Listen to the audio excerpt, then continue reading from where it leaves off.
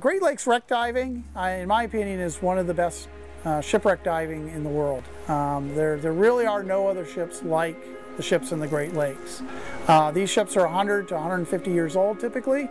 They're made out of wood, and in the oceans they would be gone in a matter of days, weeks, months, and years. Teredo worms eat wood in the ocean. Salt water is very harsh on metal in the ocean.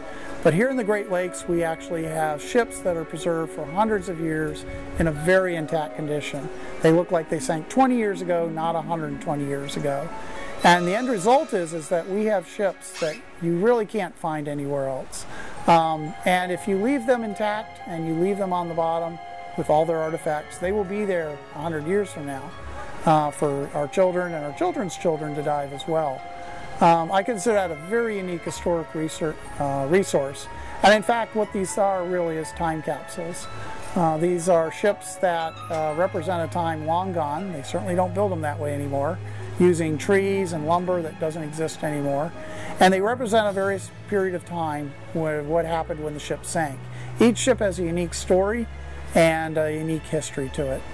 The end result is that these are really mini museums where you can go down and look at a ship that sank in 1875 and see its standing masts. You can see its cargo filled with grain. You can see its cabin, its wheel, remains maybe of the crew that was once on board.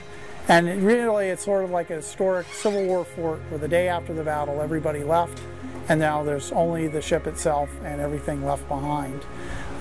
They're precious resources, and if we leave them intact, they'll be there hundreds of years from now.